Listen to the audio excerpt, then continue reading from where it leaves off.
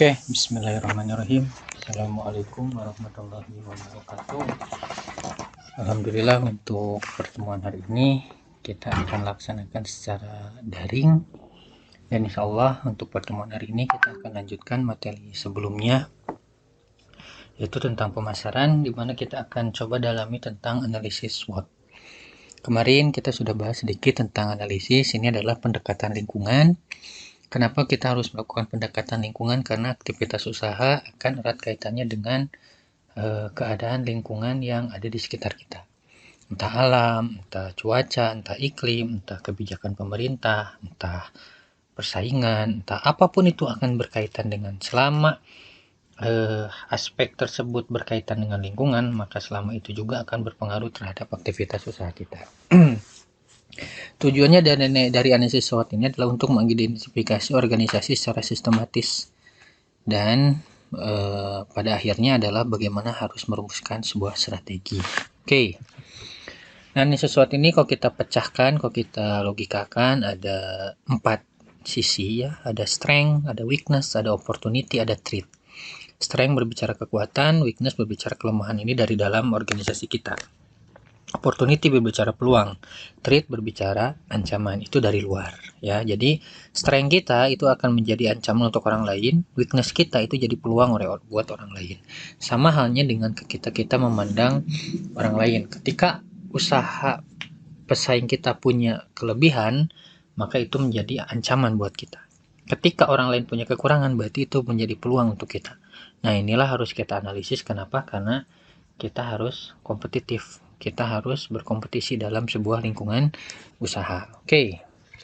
Tujuan dari analisis SWOT sendiri adalah menentukan usaha yang realistis, mengambil keputusan strategis, dan bagaimana organisasi atau usaha kita bisa mengembangkan misi, tujuan, strategi, dan kebijakannya. Terus selanjutnya adalah dari strategi SWOT sendiri. Sebentar, takutnya ada yang error. Enggak. Oke. Dari analisis SWOT sendiri ada strateginya. Yang pertama adalah analisis kelebihan dan kelemahan. Apa yang harus kita lakukan? Keduanya adalah membaca peluang bisnis. Otomatis di sini adalah opportunity dari luar. Mengidentifikasi risiko. Kenapa? Ada ancaman ya. Ancaman ini berarti kan ada risiko. Oh, orang lain lebih hebat loh. Kita harus seperti apa? Nah, itulah yang harus kita lakukan. Jadi ada analisis ini yang mengantarkan kita pada sebuah keadaan organisasi atau usaha kita harus berbuat seperti apa. Oke. Selanjutnya adalah bauran pemasaran atau marketing mix. Bauran pemasaran atau marketing mix adalah penyaluran dan komunikasi nilai-nilai pelanggan kepada pasar. Jadi, bagaimana kita bisa memetakan keinginan konsumen sehingga itu nyampe kepada marketnya. Oke, yang pertama itu adalah tentang 4P. Ini dikenalkan oleh Jerome McCarthy, menciptakan teori pemasaran 4P pada tahun 1960-an. Lama banget ya, memang, tapi ini masih bisa kita gunakan. Yang pertama itu adalah yang harus kita analisis adalah produknya dulu. Kita harus berbicara produk apa yang diinginkan oleh pelanggan, bagaimana pelanggan menggunakannya, fitur apa yang harus dimiliki oleh produk, apa nama produknya, apa namanya yang menarik, apa warnanya, bagaimana produk itu berbeda, seperti apa produk tersebut. Nah, inilah hal-hal yang memang harus menjadi perhatian yang dilakukan oleh setiap pelaku usaha. Contoh, misalkan di dalam dunia pendidikan, berarti dunia pendidikan apa nih yang diinginkan oleh masyarakat hari ini? Sekarang kan dunia pendidikan banyak ya, ada sekolah alam dengan karakteristik, dengan pendidikan karakternya, ada pesantren dengan pendidik agamanya, ada sekolah umum dengan pendidikan umumnya. Mereka punya keunggulan masing-masing. Mereka nggak mungkin loh memiliki unggul dalam semua bidang, itu nggak mungkin. Pasti ada yang menonjol. Nah, ini apa yang mau kita jual? Dan pastikan ada konsumennya. Kayak saya jualan ayam. Ayamnya memang digoreng, cuman kan beda bumbu, beda output. Kalau digoreng dengan tepung ya outputnya ayam crispy. Digorengnya diungkep dulu ya outputnya ayam kuning. Ya dibakar jadi ayam bakar, itu beda outputnya. Jadi produk ini menentukan. Selanjutnya adalah price, tentang harga. Harga pada dasarnya adalah jumlah yang dibayar pelanggan untuk setiap produk atau jasa yang ditawarkan. Nah, harga ini merupakan komponen yang sangat penting. Karena ini nantinya menentukan keuntungan dalam kelangsungan hidup organisasi. Apalagi zaman sekarang yang serba naik. Per hari besok, itu harga pasti banyak mengalami perubahan. Ya, usaha saya saja berdampak. Gas naik, ayam naik turun, telur apalagi, saya nggak pakai telur memang. Belum lagi minyak, belum lagi tepung, itu semua naik. Ya, saya pun mikir apakah besok saya akan menaikkan harga, mungkin. Kayaknya besok akan naik harga. Kemarin saya baca di iklan sekarang gorengan itu 2000 per satu. Kenapa semuanya sudah naik lah? Ya, kenapa harga dinaikin ya? Bahan bakunya sudah naik. Kalau nggak dinaikin ya organisasi kita nggak akan hidup loh. Ingat ya, menentukan harga adalah menentukan kelangsungan hidup organisasi. Penentuan harga berdampak pada strategi pemasaran serta mempengaruhi penjualan dan permintaan produk. Ya, jadi ini yang harus kita pahami. Ada di sana hal-hal yang memang akan menjadi acuan bagi kita tentang bagaimana menargetkan sebuah produk. Sebuah harga. Terus price, penentuan harga selalu membentuk persepsi produk di mata konsumen. Harga terlalu rendah biasanya dicap barang bermutu rendah. Harga terlalu tinggi berarti konsumen berbicara ekspektasi yang lebih besar, berbicara kualitas dan sebagainya. Ya, kadang kita nggak bisa memungkiri loh, produk mahal, kualitas bahannya bagus, ya porsinya sedikit. Kalau dalam makanan wajar. Kalau dalam pakaian, produk bagus, kain bagus, model bagus, harga mahal ya wajar. Ya. Kalau produk rendah ya beli pakaian, jilbab full set dari kerudung sampai rok, kita beli 100.000 full set boleh, cuman mungkin rawang. Ya. Nah itu kan akhirnya kenapa? Karena barang murah ya mutunya pun rendah. Jadi ini ya memang berkaitan lah ini mah ya, bersinggungan. Nggak mungkin nggak terjadi kalau untuk ini. Ya. Oke, berbicara price, maka di sini akan berbicara penetapan harga pasar, harga skimming, harga netral. Ya. Biasanya dalam penetapan harga, ini kalau penetapan harga pasar, harga kita itu biasanya bergantung pada pas standar di pasar. Kalau harga skimming biasanya ada harga promosi, ada harga promo yang ujung-ujungnya di harga coret. Ya, jadi bubbling harga dulu, kita bikin harga promo, nah nanti setelah promonya hilang ya balik lagi ke awal harganya. Nanti ada harga netral. Harga netral ini biasanya harga yang sudah ditentukan oleh pasar, misal kayak harga sembako, itu sudah netral harganya.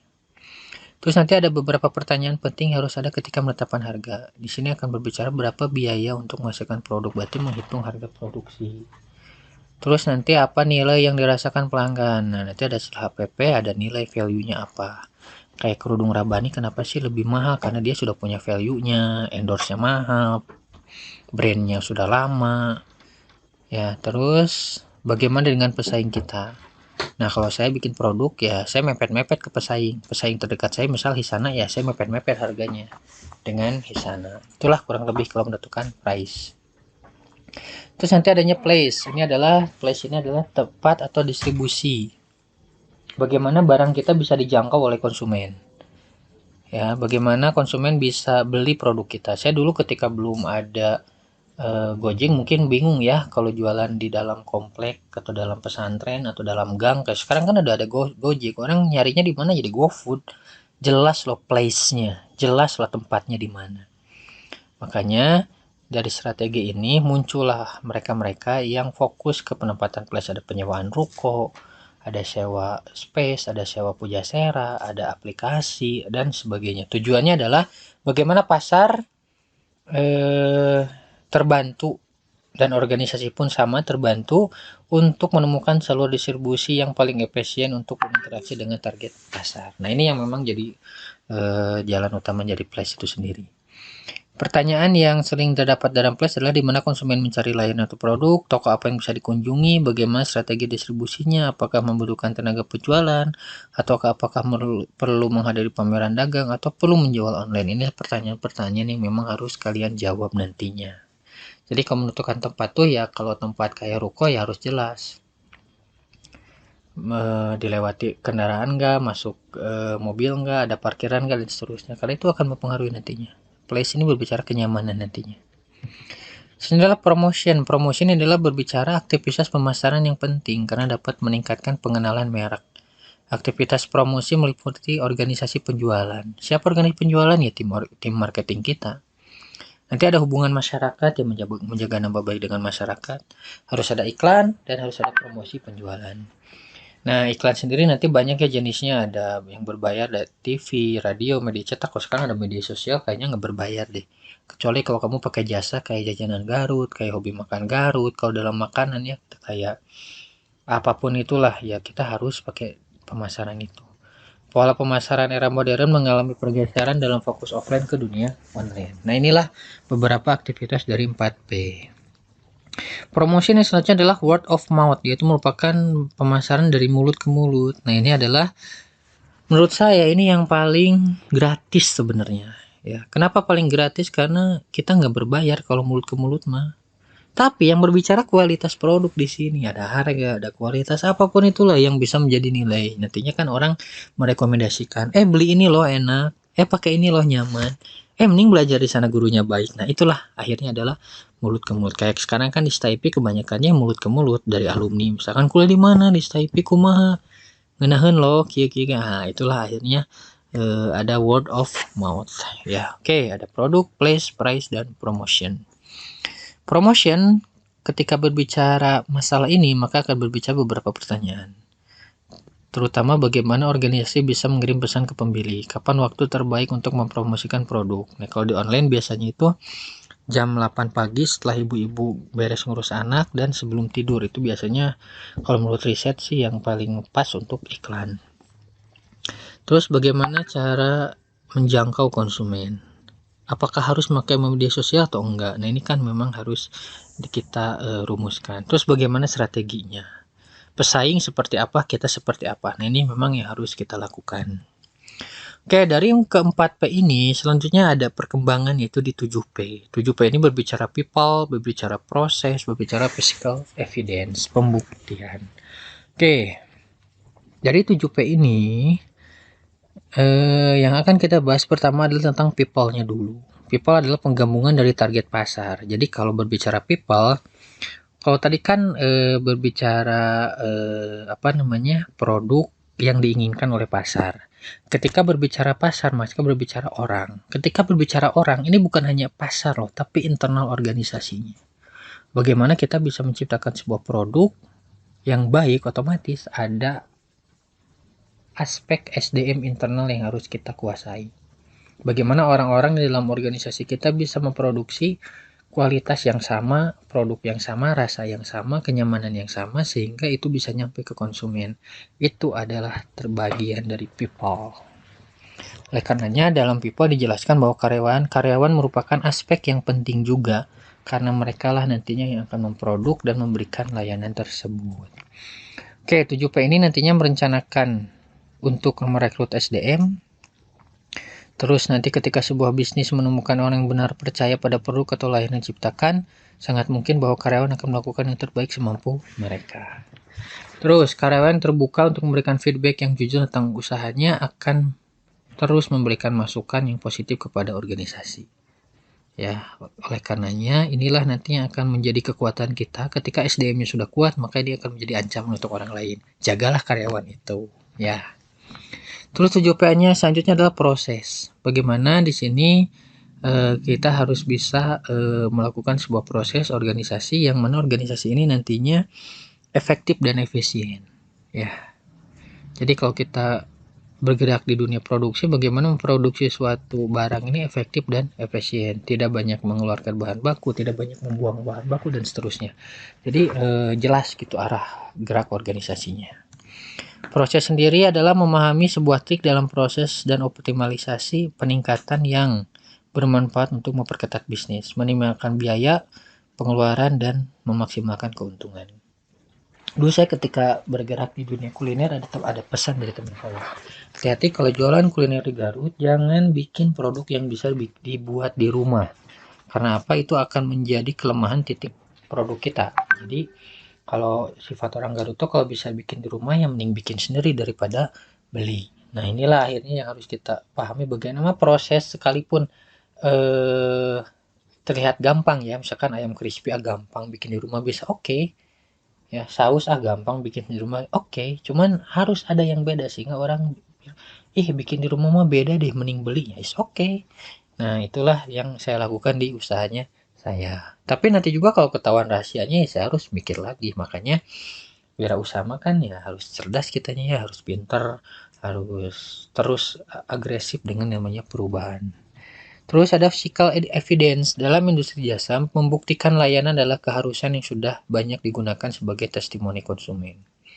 Jadi ini mah pembuktian yang tidak terbukti, khususnya di bidang jasa. Contohlah dalam dunia pendidikan. Kalau kamu nggak bisa memberikan layanan terbaik kepada murid kamu, kepada santri kamu, ya akan susah gitu loh ya. Pernah lihat nggak pesantren-pesantren zaman dulu gimana sih kobong teh? Ya, beda dengan pesantren modern zaman sekarang ya, WC enakeun. Kalau kobong zaman dulu kan nyangu sendiri, apa-apa sendiri, tapi mereka nyaman loh. Kenapa? Karena ya misal kiainya ramah, terus asatidnya ramah, terus guru-gurunya baik, mengarahkan, ini mereka nyaman. Nah, inilah yang harus kita lakukan, physical evidence. Bagaimana kita membuktikan layanan.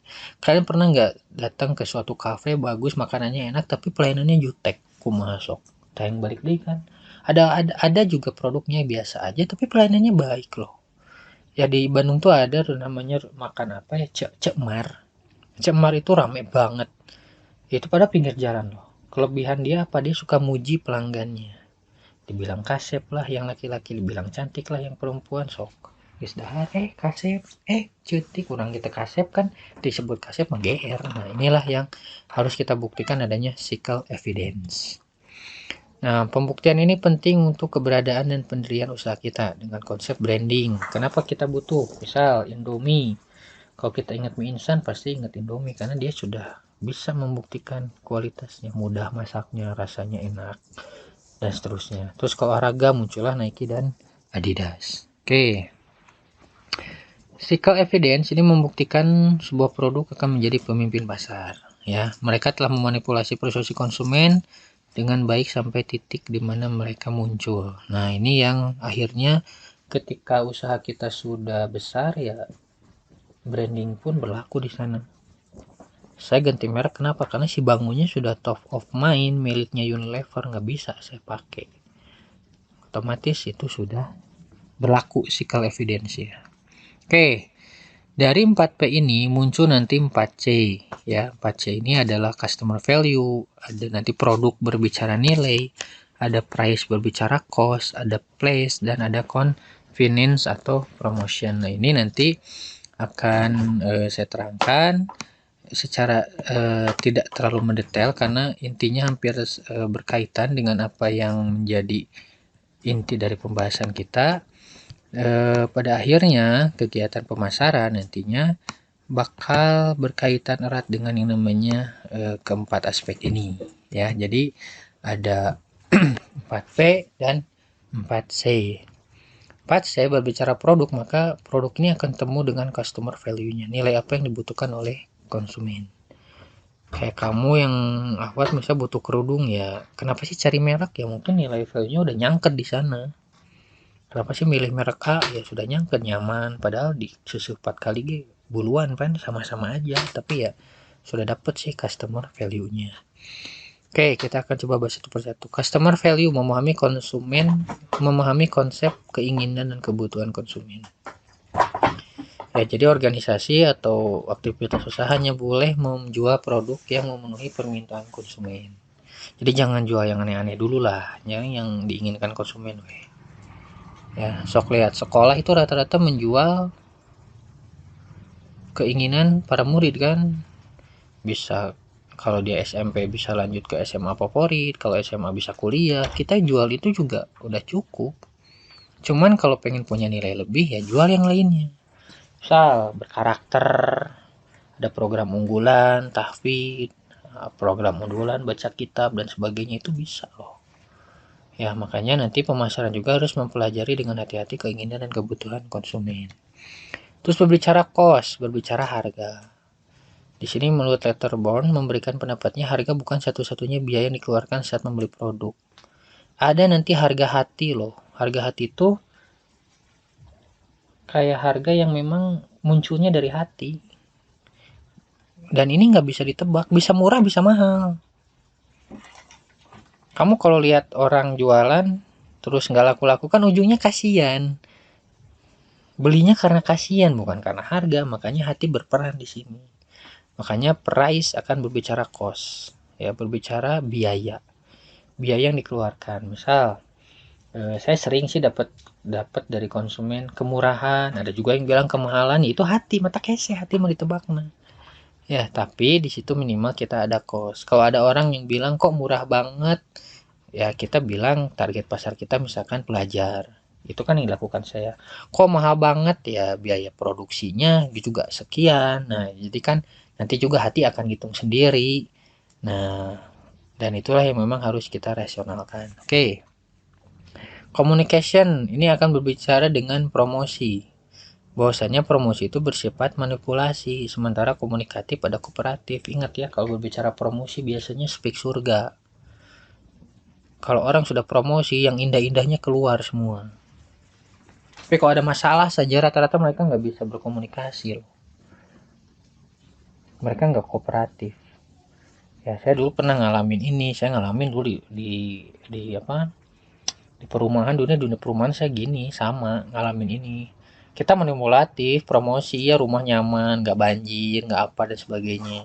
Udah dia akad, udah dia deal, kok banjir? Kita nggak bisa berkomunikasi kooperatif. Kita cuma bilang kan yang banjir jalannya, perumahannya emang enggak. Itu kan akhirnya jadi masalah juga.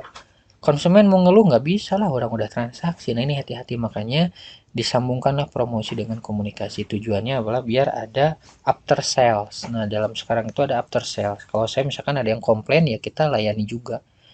Oke, Pak kok ada yang beda ya rasanya, ya udah di mana bedanya kita perbaikin. Nah itulah ada kooperatif di sana. Jadi nantinya ada dialog antara pelanggan dengan pasar. Tapi ingat, di dialog ini bukan ingin memenuhi kebutuhan konsumen secara menyeluruh, tetap kita ada dialog juga.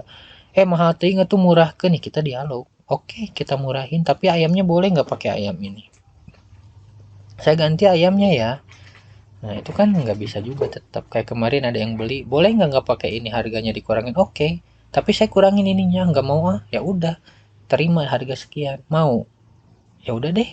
Nah karena mungkin ya keharti gitu, ada dialog di sana ya. Terus selanjutnya ada 4C atau convenience, yaitu setiap produk harus menyediakan unsur kenyamanan untuk konsumen. Tetap ada nyamannya. Tempat tuh minimal kalau masuk ke gang ya tetap nyaman lah. Di rumah dalam, bukan masuk ke gang tiba-tiba pakai tenda balalocor. Nah, nggak gitu juga, tetap kita harus nyaman ya. Kayak sekarang saya alhamdulillah merintis keluar pesantren. Kenapa saya ingin membuat nyaman? Karena nggak semua pelanggan saya itu santri, nggak semua pelanggan saya itu berjilbab ya. Akhirnya saya kan harus bikin mereka nyaman juga, dan saya pun harus menyadari bahwasannya saya berjualan di lingkungan pesantren harus bikin santri nyaman juga. Jangan sampai nanti jadi adu adu apa ya? Adu adu kebiasaan gitu loh. Mereka dibiasakan untuk hidup teratur, dijauhkan dari hal-hal yang negatif lah. Saya jualan kok ada orang-orang. Memang mereka juga nggak negatif, cuman kan eh, bisa menimbulkan kesan yang kurang baik. Nah ini saya juga nggak mau akhirnya jadi patuduh-tuduh karena ini nggak mau. Nah inilah ada kenyamanan, dan memang harus kita pikirkan kenyamanan ini menjadi aspek yang penting juga dalam aktivitas pemasaran. Jadi seperti yang saya tanyakan kemarin, apa bedanya marketing dengan sales? Ya di sini perbedaannya. Marketing ini berbicara ilmu yang berkaitan dengan usaha, jualan deh kumaha, sales nanti yang melaksanakannya. Jadi ya kalau kalian nanti lulus kuliah saya gawe, dikasih pekerjaannya marketing eksekutif tapi gaweana sales, tong dicokot. Karena marketing mah kalau kecuali kalau disitunya sales eksekutif, sales promotion, ya sudah ambil tugasnya jualan. Kalian nggak merencanakan nggak apa, kalian cuma mengerjakan aktivitas jual beli, sudah selesai promosi dan sebagainya. Tapi kalau manajemen, kalian berbicara bagaimana strategi promosinya, apa yang harus dilakukan dan seterusnya, dan itulah yang menjadi perbedaan. Oke, selanjutnya ini saya lewat dulu ya, nanti ini malah gampang. Di akhir ya, ini saya akan bahas tentang akhir dari materi pemasaran ini. Kenapa saya nggak bahas rencana dan sebagainya? Kan itu lebih ke aplikatif materi 4C dan 4P-nya. Sebenarnya gampang sih, cuma tinggal direncanakan saja. Cuman nggak saya bahas karena waktunya akan terlalu panjang juga. Dan kita kan punya waktu pertemuan itu sekali lagi di minggu depan. Jadi ya saya akan maksimalkan. Sementara minggu depan itu ada materi tentang mengelola organisasi. Jadi akan sih kita optimalkan. Cuman akhir dari materi ini adalah kenapa kita berbicara pemasaran? Karena yang namanya penawaran itu biasanya nih, ibarat kalian menemukan orang yang sedang ada di perpustakaan. Ya, sok kiranya anu ka perpus rata-rata 8 dari 10 orang akan membaca salinan judul Anda. Jadi, kita kok ke perpus yang judul nawe hungkul. Ya, tetapi dari 8 itu hanya 2 yang membaca. Jadi hanya 2 orang nu macana matina 10 teh. Sama jualan juga gitu. Kamu sekarang promosi tiap hari paling yang nyangkut 2 orang, 3 orang, 4 orang, wajar karena nggak mudah meyakinkan orang. Saya dulu di properti itu dari 1000 brosur 100 orang yang ngontak, dari 100 hanya 1 yang gol. Ya wajar karena nggak semua orang yakin dengan produk kita, makanya harus dilakukan aktivitas pemasaran, harus direncanakan, harus dilakukan analisis, harus dilakukan pendekatan, apapun itu kita lakukan sehingga orang mau percaya membaca produk kita. Kalau kamu yakin Indomie enak, coba lihat berapa tahun Indomie lahir. Mungkin orang tua kita masih orok, Indomie udah ada ya, kita sekarang udah menikmati Indomie berapa puluh tahun, makanya kita percaya dia mau ngeluarin rasa apapun pasti bilang enak, pasti kita beli. Bener nggak? Apalagi sekarang akhir tahun, kalian mau makan rendang gampang, tinggal beli Indomie beres kan ya, karena 3.000 udah bisa makan rasa rendang loh, pakai tambah nasi wareg kan. Nah, kenapa dia bisa bikin sepercaya itu? Karena proses marketingnya panjang dan itu memang nggak mudah. Nah, ini yang memang harus kita lakukan. Bagaimana kalian bisa mempromosikan diri kalian, mempromosikan usaha kalian, mempromosikan aktivitas kalian. Ya, kayak sekarang kalian kan alhamdulillah sudah besar-besar. Can para rayu kan berarti can bisa mempromosikan diri kalian sendiri dengan baik. Sok praktekkan dalam kehidupan sehari-hari ya. Bagaimana kita bisa meyakinkan orang melalui strategi pemasaran yang kita lakukan, terutama dalam aktivitas usaha. Kalian bisa percaya teman kalian jualan itu kalau sudah sebulan berturut-turut bikin status, baru kita percaya, oh sih itu dagang. Kan gak langsung sehari kita percaya ya, benar teh. Guys kesal kan, nah sih statusnya dagang di, tapi ujung-ujungnya benernya saya itu dagang. Nah itu kan ada apa ya, itu tuh ada strateginya, ada perencanaannya, bukan asal. Nah oleh karenanya penting kita memahami aktivitas pemasaran dalam kegiatan usaha. Oke, itu saja untuk materi hari ini. Mudah-mudahan bermanfaat, mudah-mudahan bisa kalian praktekkan dalam kehidupan sehari-hari. Mohon maaf atas segala kekurangannya dan tetap jaga kesehatan. Insya Allah minggu depan kita akan pertemuan terakhir perkuliahan di kewirausahaan. Hatur nuhun. Assalamualaikum warahmatullahi wabarakatuh.